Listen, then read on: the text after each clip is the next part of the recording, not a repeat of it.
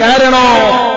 സഹോദരന്മാരെ, ശത്രുവിനെ തകർക്കുക എന്ന അജണ്ടയല്ലാതെ, എതിരാളിയെ തോൽപ്പിക്കുക എന്ന അജണ്ടയല്ലാതെ, അല്ലാഹു തന്ന സ്വാധീനങ്ങളും മഹല്ലത്തുകളും ഊർജങ്ങളും കർമ്മശേഷിയും ഒരു ടീം ദുരുപയോഗം ചെയ്യുമ്പോൾ നെഞ്ഞത്തടിച്ചുകൊണ്ട് റഹ്മത്തുള്ളാഹി ഖാസിമി ചോദിക്കുകയാണ്, ഓ ജനങ്ങളെ, എത്ര ഗൗരവമാണ് ഈ നാട്ടിലെ അവസ്ഥ എന്നറിയോ?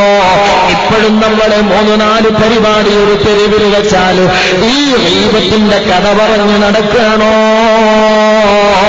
സ്വന്തം മകളെ ബലാത്സംഗം ചെയ്യുന്ന പിതാക്കളുള്ള കാലത്ത് പ്രബോധകന്മാരുടെ അജണ്ട എന്താ? നമ്മുടെ നാട്ടിൽ ഇന്നത്തെ സാഹചര്യം, നമ്മളിങ്ങനെ സ്റ്റേജിൽ കയറിയിട്ട് ഒരു മുസ്ലിം മറ്റൊരു മുസ്ലിമിനെ കടിച്ചു കയറുന്നതിൽ മത്സരിക്കുന്ന കേരളത്തിന്റെ നിലവിലുള്ള അവസ്ഥ എന്താ?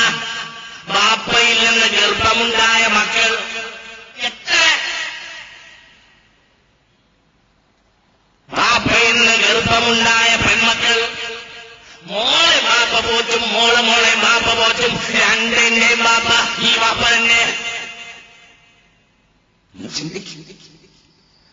പെങ്ങളുടെ മകളെ വിവാഹിതരാവാം, അമ്മാവന്. പക്ഷേ അവളിൽ ഭാര്യാഭർത്തൃ രീതിയിൽ ജീവിക്കുന്ന അമ്മാവന്മാർ എത്ര? സ്വന്തം ആങ്ങളമായി മക്കൾ ജനിച്ച പെണ്ണന്മാർ എത്ര? ഇതൊന്നും നമുക്കൊരു വിഷയമല്ലേ മനുഷ്യന്മാരെ? ഇതൊക്കെ ഞങ്ങൾക്കൊരു വിഷയമാണ് മനുഷ്യരെ. അതുകൊണ്ടാണ് ഈ തെരുവിൽ ഞങ്ങളെ നേതാക്കളെയും പ്രസ്ഥാനത്തിന്റെ പ്രവർത്തകന്മാരെയും കടിച്ചു കീറി ആവർത്തിച്ച് പരിപാടി വെച്ചിട്ടും ഞങ്ങളെ ആദരണീയരായ ഉസ്താദുമാര് ഞങ്ങളെ സംയമനം കൊണ്ട് തലോടിയത്. അറിയോ നിങ്ങൾക്ക്? കാസിമീദ് തിരിച്ചറിയുന്നതിന് മുമ്പ് ഇത് തിരിച്ചറിഞ്ഞ പണ്ഡിതനാണ് ഖമറുൽ ഉലമാ.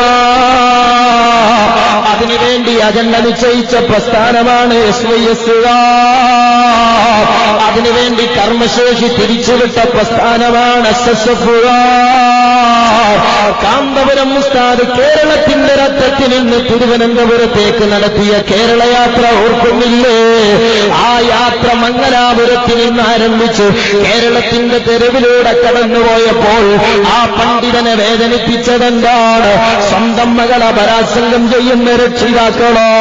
അറിയില്ലേ, ഈ അടുത്ത ദിവസമാണ് കോഴിക്കോട് പട്ടണത്തിന്റെ പരിസരത്ത് ജീവിക്കുന്ന സഹില എന്ന് പറയുന്ന +1 വിദ്യാർത്ഥിയെ മുസ്ലിം ചെറുപ്പക്കാരായ ക്രൂരന്മാരായ കാമവറിയന്മാർ ആ സഹില എന്ന് പറയുന്ന പെൺകുട്ടിയുടെ പരിശുദ്ധമായ ചാരിത്ര കഴുകന്മാരെ പോലെ കടിച്ചെടുത്ത് പറിച്ചു ചെയ്യുന്ന ദുർഗന്ധോ ഈ രാജ്യത്ത് നടക്കുകയും ആ ദുർഗന്ധത്തിന്റെ അസഹ്യത അനുഭവിച്ചുകൊണ്ടോ മരണവിലാപമെഴുതി മരണപ്പെട്ടുപോയ സഹിലയെ പോലെയുള്ള പെൺകുട്ടികളോ ഈ രാജ്യത്തിന്റെ ദുരന്തങ്ങളല്ലേ?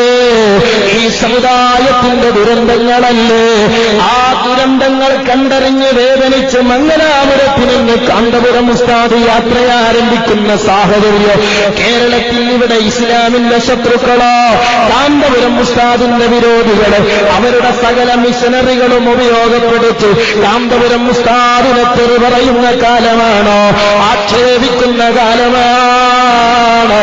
SK എന്ന് പറയുന്ന കൗമ AP ഉസ്താദിന്റെ വാഹനത്തിന്റെ തൊട്ടുപുറകില് അവിടുന്ന് ധർമ്മം പറഞ്ഞു തരുവിലോ, അവിടുന്ന് ദീന് പറഞ്ഞു തരുവിലോ.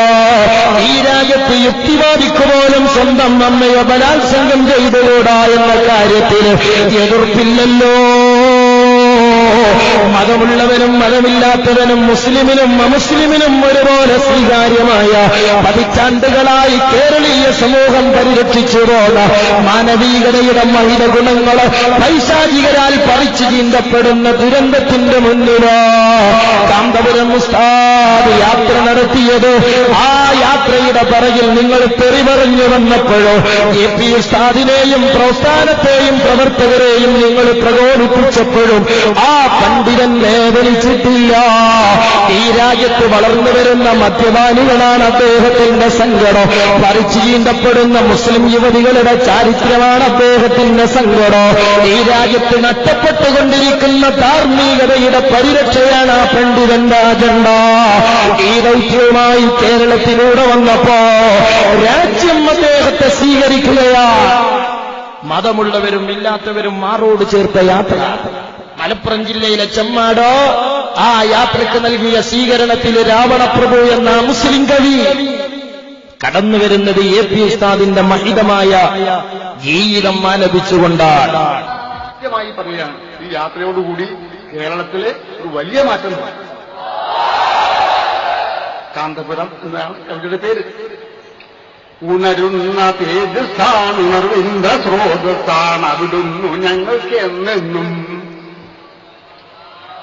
വകതിരിവിന്റെ യഥാർത്ഥ പര്യായവും പരമാർത്ഥത്തിന്റെ നിറവും സുമനസാമങ്ങയെപ്പോലെ മികവുചോ ധരണിയിൽ ഇന്ന് വിരളം.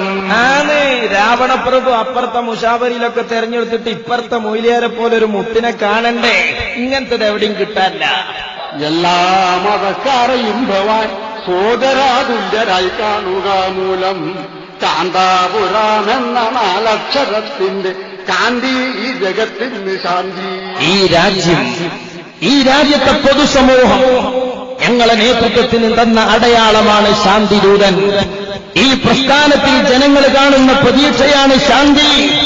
അതുകൊണ്ടാണ് തെരുവിൽ വിഴുപ്പലക്കി അശാന്തി സൃഷ്ടിക്കാനും ഞങ്ങളെ പ്രകോപിപ്പിക്കാനും നിങ്ങൾ ശ്രമിക്കുമ്പോൾ ഈ രാജ്യത്തോടും ഈ സമൂഹത്തോടുമുള്ള